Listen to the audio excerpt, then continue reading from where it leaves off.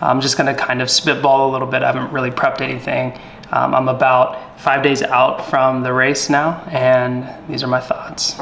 So Cash and I took off Thursday evening to get into Santa Cruz. We finally made it Friday morning up to Santa Cruz, and it's the first time actually taking the Tesla supercharger route as like on a road trip using all the destination chargers, and it was actually pretty cool. It allowed us time to kind of stretch every hour and a half, 2 hours between charges, and it was great because we were able to stretch a little bit, break up the drive.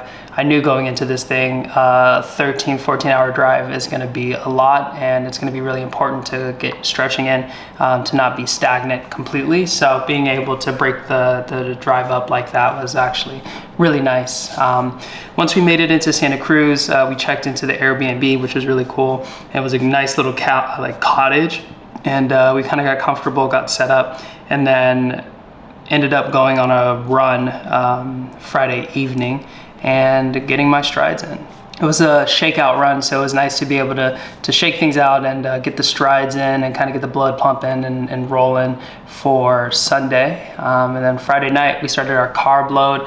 We went to this really awesome spot called Avetta, and had some really, really good food, had some good bread, some good tortellini and ravioli. So it was super nice to be able to carb load 2 nights before, and we enjoyed ourselves. We had a really good time. It was nice to spend time together like that prior to all the craziness and the chaos. So Saturday morning came. I had a bike ride and a swim that I needed to do.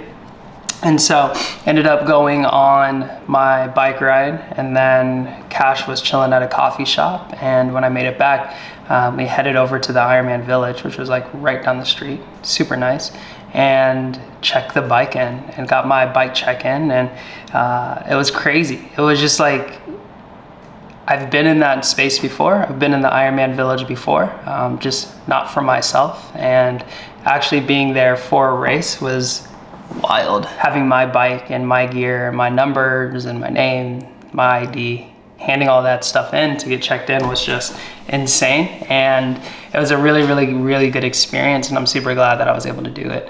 Got the bike checked in, and then headed out for the swim in the ocean.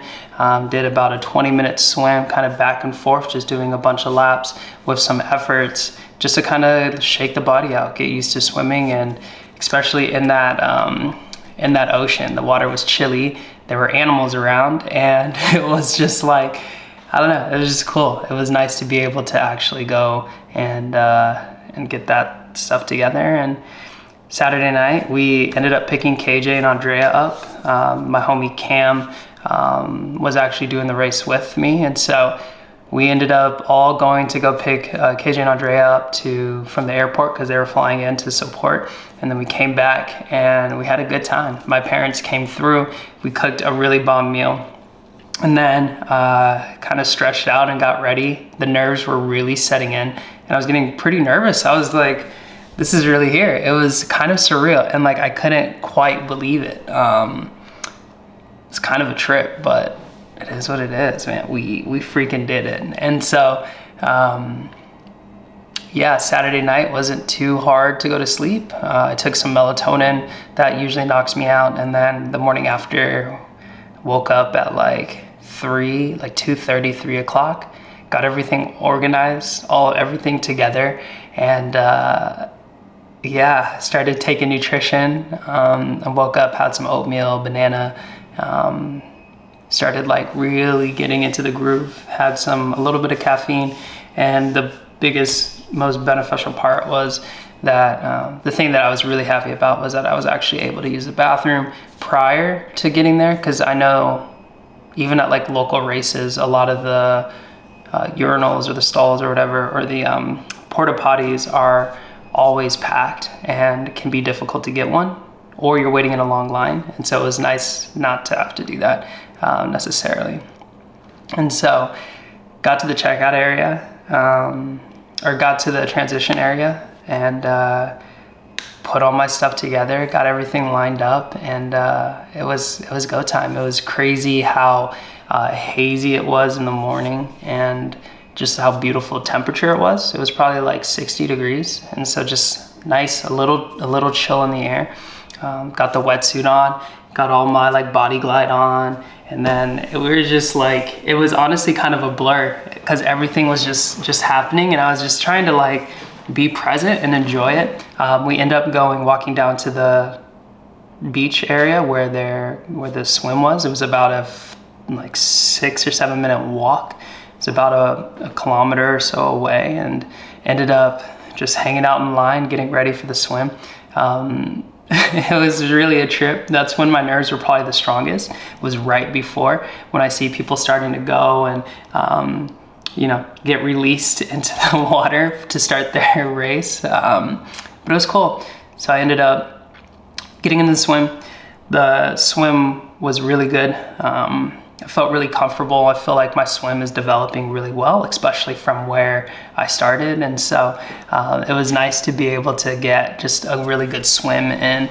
And I was really happy with that. I didn't see any seals. The swim felt super manageable and controllable.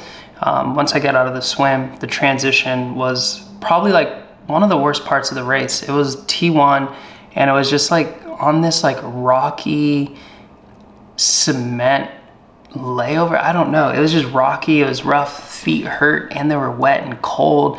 And so it was just terrible for like 3.5, 4 minutes of just like running this trail to get to the transition area, which sucked. It wasn't great, but I think just kind of logistically it has to be there. But man, that was brutal. Got into transition, got my wetsuit off pretty quickly, got my shoes on, and realized, like, as I was running out of transition towards the bike out, I had a goo in my shoe, but I had thought that it was my lining. And so I was like, oh, I'll be able to shift my foot to be able to move that out.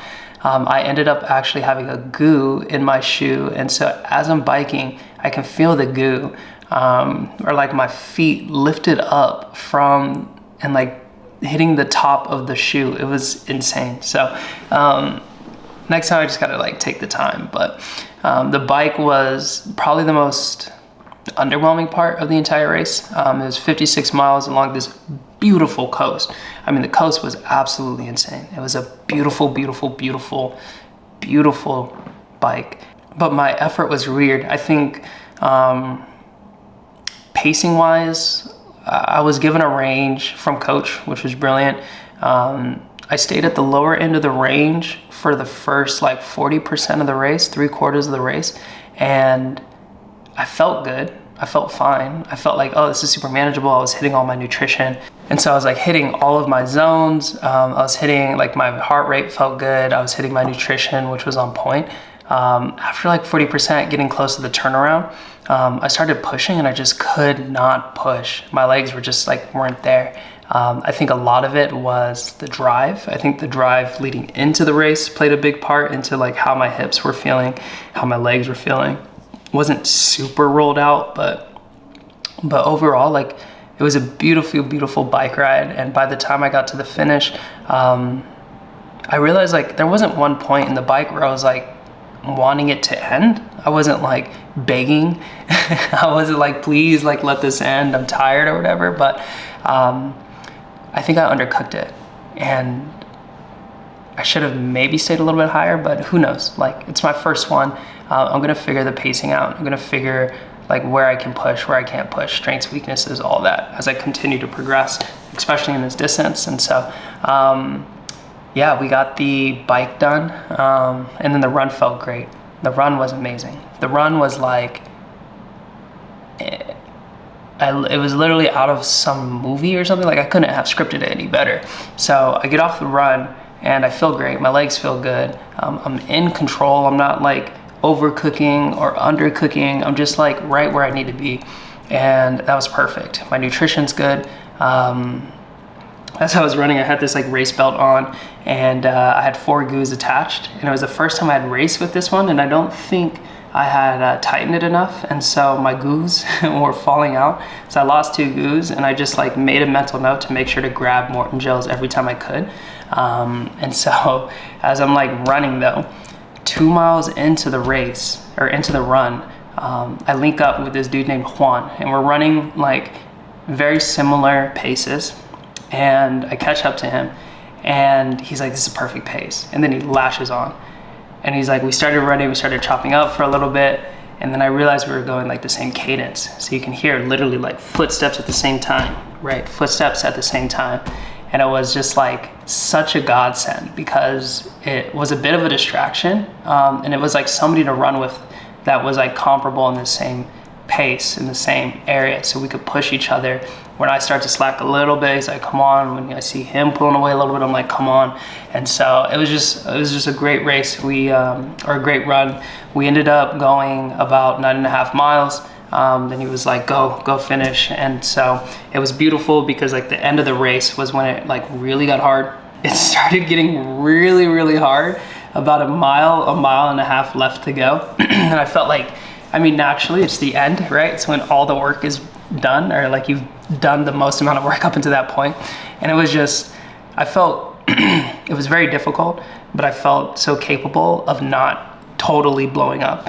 And that was a really, really good feeling, and proof of like the training works. Because like in any other situation, had I done this a year ago, I don't think I would have been as confident, especially not going at that pace, but as confident to continue pushing at the rate I would. I probably would have pulled back a little bit, so I was confident. As you're finishing the run, you're going down this crazy hill. It's gonna lead you towards the beach, and it was a beach finish. And so we like run maybe like 50 yards along the sand as we're crossing the finish line, and it was amazing. Running down that chute with people cheering and everything is insane. Hearing your name get called with all the Ironman decoration and stuff, like it's the thing that I've seen in all these YouTube videos. It's the thing I've seen in person for other people, but it was really, really, really cool to be able to see it for myself. It was just a culmination of what I think is just my opportunity to do amazing things in this space. I don't want to get too ahead of myself, but really I just stand in this place of like gratitude for this sport, for the team around me. I'm so thankful that God placed this sport in my life, and that I've been able, he's kept me in this space and has allowed me to just do the things that need to be done in order to just push. All the people supporting me is just like insane. Towards the end of the run, when I was tired, like one of the things I kept telling myself was like, you know, this is what the training's for, and the sacrifice. Like one of my mantras that I use during training is that it's bigger than me. I oftentimes hear people say that I'm an inspiration to them. I haven't quite like wrapped my head around necessarily the responsibility of that.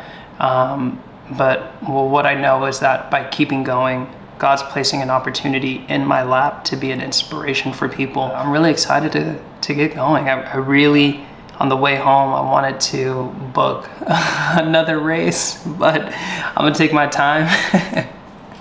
And yeah, man, I mean, I just appreciate everybody. People around me are so good. I love this sport. Coach is amazing, has been super supportive and just delivering such heat week after week. So, man, it's just a good time. Hey, but thanks for tuning in. Until next time, peace.